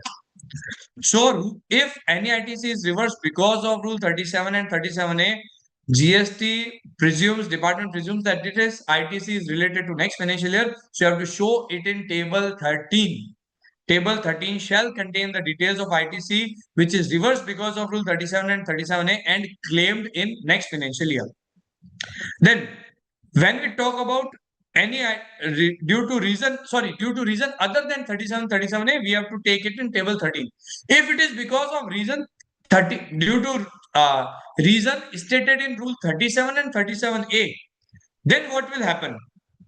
That we are going to see. Then if Rule 37 and 37A का reason है, then reclaim in table 6H in the financial year 25-26. Yani next financial year mein we have to reclaim it in table number 6H. Friends, you might be remembering that if ITC of 23-24 was claimed in 2025-26, which we have discussed recently, then we have shown it at two different places. If because of Rule 37-37A, we have shown it in table 6H. If for any reason other than Rule 37-37A, we have reclaimed shown it in table 6A1. Same thing we have to do here also. That means if in the financial year 2024-25, any ITC is claimed and reversed, then what will happen? You have shown that table number 6B originally claimed ITC, reversal in table number 7. If due to reason other than 37 and 37A rule, then we have to report it in table 13 also. Then in the next financial year, how we are going to report it? That if ITC was reversed because of Rule 37-37A, this ITC shall be reported in next year table number 9, 6H. And if this ITC is because of reason other than Rule 37-37A, this will be reported in the reclaim table in the next financial year in GSTR 9 2025-26 table number 6A1. Remember friends, whatever be the reason of this reversal, this reclaim figure shall not be reported in table 8C. It will not come in table 8C and therefore it will not come there in any difference also. So now let's take it with the example. That in that case we will be able to understand it better. Now, this is the claim and reversal in 2024-25 itself, and now ITC is claimed in 2025-26. And first situation is that this reversal has been done because of Rule 37 and Rule 37A. That means non-payment by the suppliers or delay in payment by the registered taxable person to its suppliers. Presuming again ITC is 100. So since assessee availed that ITC in 4A5 of GSTR 3B, it will auto-populate in table 6A of GSTR 9 and it will be there in 6A2 of GSTR 9.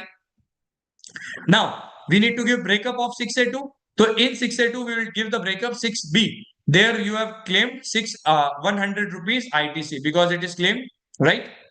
Since it is not reclaimed in current financial year, 6H will not be containing this detail in 2024-25. Then since it was reversed, and remember friends, there is a tab inserted 7A1 for specifically for reversal due to reason mentioned in Rule 37A. So since in this case we are discussing reversal due to 37 and 37A, so it has to be reported either at 7A or 7A1.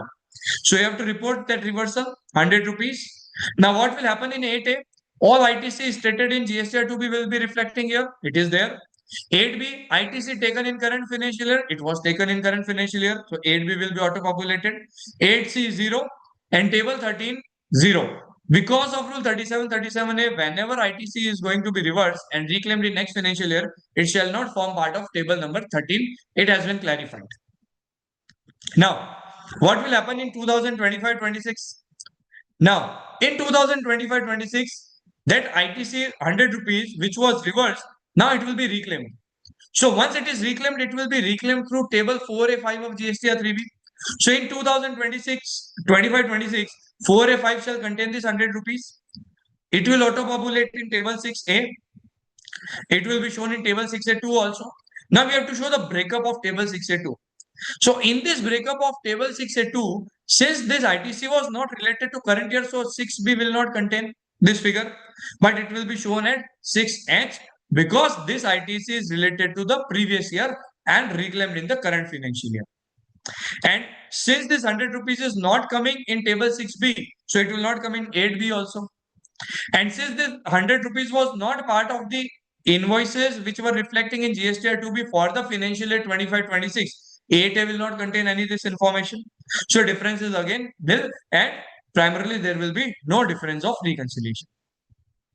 So friends, this is how we are going to report ITC reversed in the current financial year 24-25 because of reasons mentioned in Rule 37 and 37A and reclaimed in the next financial year 2025-26.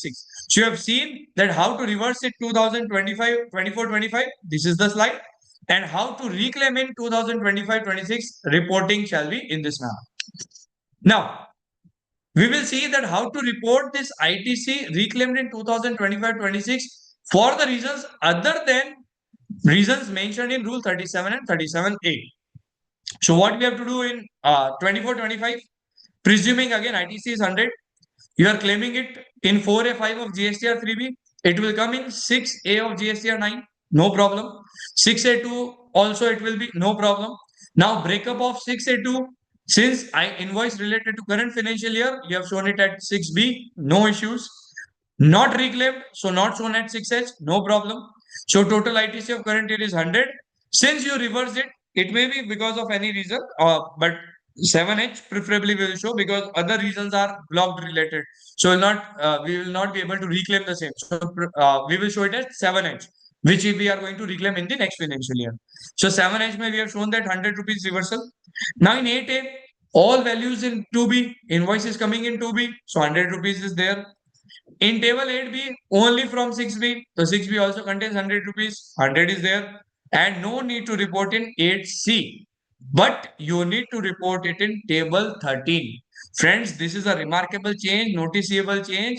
Because earlier, generally, we link 8C with table number 13. Both used to contain same figures, generally. But this time, they have specifically differentiated the two. Now, 8C will be having 0, but table 13 will be having 100. So primarily what they believe that if any value is there in table number 13, that one of the reasons can be reclaim of that ITC because of reasons other than Rule 37 and Rule 37 capital A. So this is how we have to report in the financial year 24-25. Now let's see how it is to be reported in the next financial year. Again, in next financial year, you are reclaiming it. You reclaim it. And when you reclaim it, you will reclaim through 4A5 of GSTR 3B. That will auto-populate in table number 6A.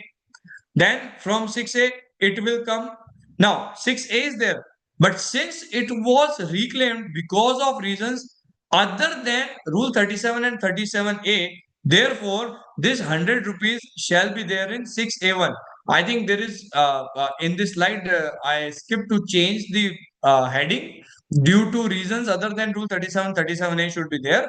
So in 6A1, now we have to report this 100 rupees ITC, which was reversed in previous year, reclaimed in this year, and reason is other than the reason mentioned for Rule 37 and 37A. So it will come in 6A1, and then 6A2 is 6A minus 6A1. So it will contain 0. And again, because this invoice is not related to current year, so 6B also will be having 0 and all values will be 0. So this is how we have to report the figures of the previous financial year in the current financial year. In the current financial year, that means figures of 24-25 in the year 25-26.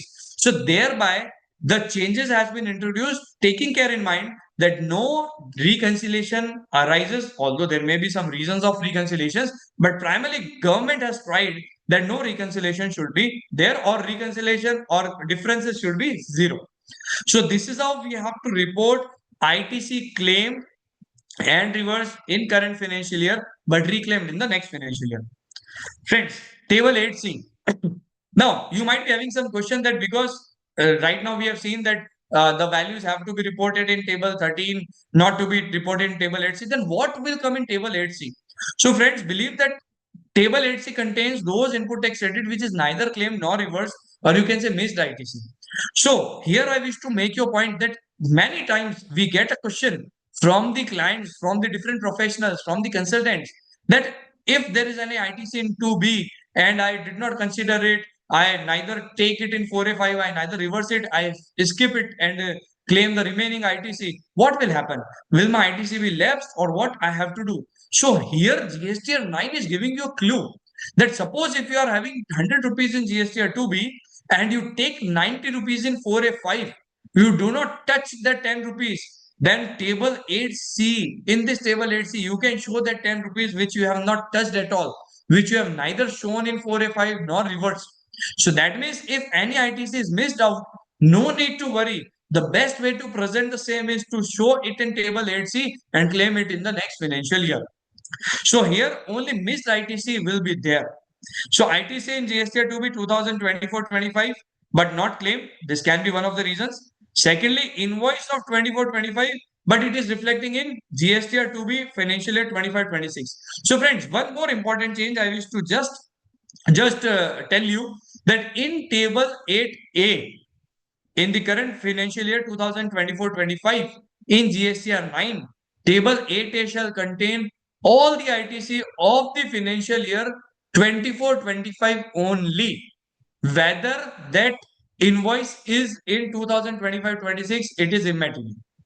Right? That means even if the invoice is shown in the GSTR 2B of 2025-26, it will come in the table 8A of the GSTR 9 for the financial year 24-25. Then only this difference will arise and we have to report in 8C.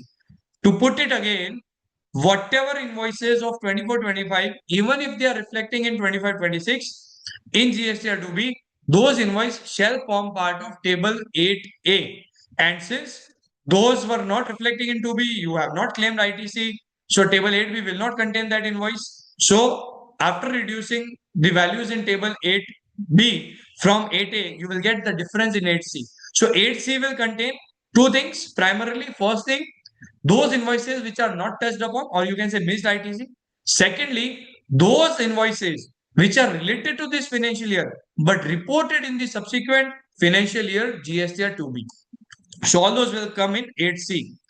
Now, table 8H, one modification has been introduced in table 8H also. There they have given an option of table 8H1 where you can show that IGST on imported goods which has been claimed in the next financial year. Although IGST paid in the current financial year, but it is claimed in the next financial year. So earlier there was no place to report that.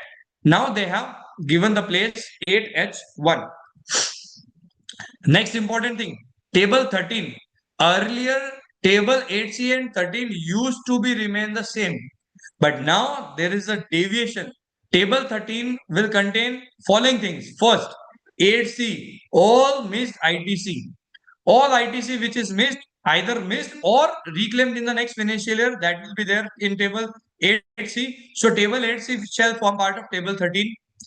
8H1, ITC on imported goods which is claimed in the next financial year, that will also come in table number 13. And ITC reclaimed due to reason other than rule 37-37A. You remember when I told you about the presentation of ITC reverse due to reason other than 37-37A, that has to be shown in table 13 also. So table 13 shall contain all these three things. So you need to keep the reconciliation with you what you have kept in table 13. And now see how it is going to be reconciled also.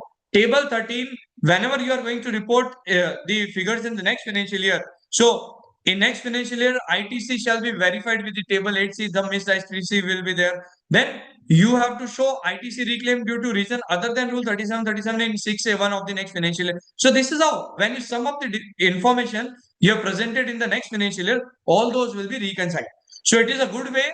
I would say that it is a better change which has been introduced, and at least enabling the consultants and businessmen to justify that how they have reclaimed the ITC and where they have reported it. Then almost last point we are here, GSTR 9 and 9C. You might be remembering that if these are filed in time, then no late fees. If GSTR 9 filed in time but 9C is delayed, then you have to pay late fees for the period of delay. 31st after, if you file it after 31st December, then you have to pay the late fees for that. If both are filed late, then what will happen? First, you will file GSTR 9. Then for the delay period of filing of GSTR 9, late fees shall be taken. It will be auto-populating in GSTR 9. You have to pay the same. And for the time period in between filing of GSTR 9 and GSTR 9C, For this time period, late fees shall be auto-populating in GSTR 9C. So this is how they are going to recover the late fees. Earlier, we used to pay late fees only in GSTR 9. There was no mechanism to pay late fees through GSTR 9C, even if it is filed belatedly. But now they have given the mechanism that late fees shall be auto-populating in GSTR 9C also. So to the best extent, they will collect late fees in GSTR 9 for the remaining period in 9C. So, friends, this is all about annual return, and I would like to end it with a quote that Yatra Dharma Tatra Jaya. That means where there is righteousness, there is victory. So, we have to follow the instructions given for annual return in spirit. We have to be honest and transparent in filing of annual return so that information can be correctly presented, correctly reconciled, correctly demonstrated, and correctly explained to the departmental officer if there is any notice or any issues there. Because you have seen that several ASMT has been issued because of difference in GST 9 and 1, GST 9 and GST 3B, and we have seen a lot of litigations in it. So that is all about from my side, and I'm extremely thankful to the CP committee for giving me chance to give my deliberation on GSTR 9 and 9C and enabling me to aware myself about the GSTR 9 and 9C and the reporting requirements. I'm extremely thankful to you and extremely thankful to all of you for joining today and participating in this deliberation. Now over to you, Dinesh ji, and if we have any query, I would be happy to take the same. Thank you, sir. Sir, 2 and 3 queries. First query in GST 9 mandatory for turnover below 2 crores in 2024-25, 22-23, 23-24 was more than 2 crore in 2021 when GST 9 last filed. So requirement this year. Sir, what I believe from this query is that the person wants to ask that if GSTR 9 is filed in one of the years where turnover is more than 2 crores and for other years turnover is less than 2 crores, will he require to file GSTR 9 for the current financial year? So I would like to clarify you that when you go to the notification 15, which I have shared on my screen also, it is clear that you have to see the current year turnover. If in current financial year your turnover is more than 2 crores, you are required to file GSTR 9, otherwise not required. But remember, in calculating the turnover of the current financial year, you have to consider exempted supplies also. Because I've seen in one of the cases, petroleum industry specifically, their oil was taxable, rent was taxable, but petrol or diesel was not taxable. Their turnover was more than 2 crores, but they were not filing GSTR. So you have to take care, you have to consider the aggregate turnover for the current financial year, and it needs to be checked for every financial year. No precedence method is there. Sir, any other query? Okay, sir. Thank you.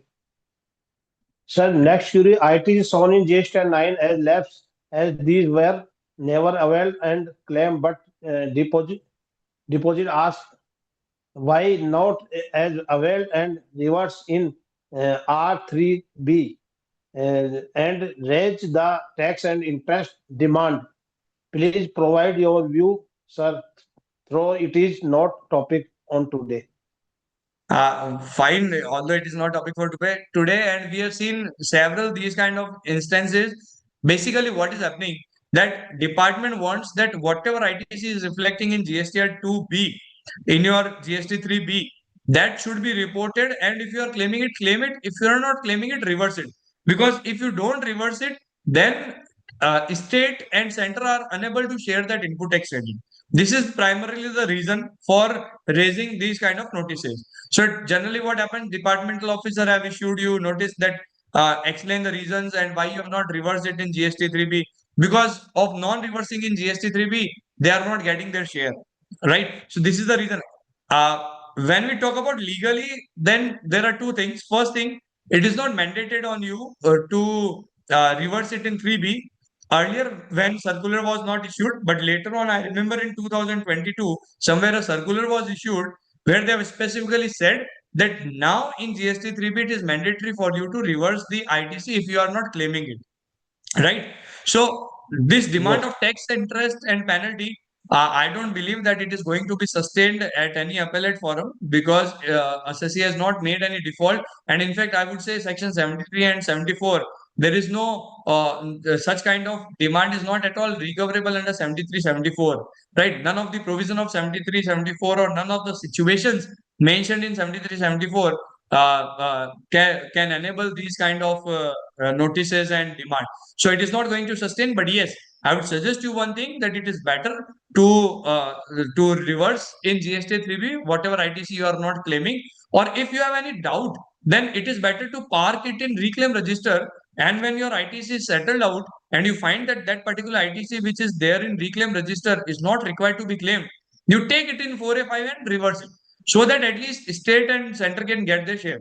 So all that is circulating around the distribution of taxation in between the state and center. That is the reason why they are raising the concern. And one more thing I wish to add on here, that in last December we have seen so many calls and letters from the department also, that you have not reversed the ITC in GST 3B, you neither claimed and nor reversed, so reverse it now because we are not getting the share, particularly about the IGST. There I have suggested, and we have also followed, that although old year ITC which is left, we cannot claim and reverse right now, but we have taken a guidance from the department, given them a letter, taken their acknowledgement that you are guiding us to take it in 3B and reverse the same, right? So sometimes you have to play some witty, you take the letter from the department itself, acknowledgement from them, that if any particular ITC related to previous financial years not reversed, we are ready to reverse it now. Otherwise, for tax interest penalty, I don't find any provision in the law which can recover any interest and penalty in these kind of situations. Sir. Sir thank you sir. और मेरे हिसाब से जो भी curies थी वो complete हो चुकी।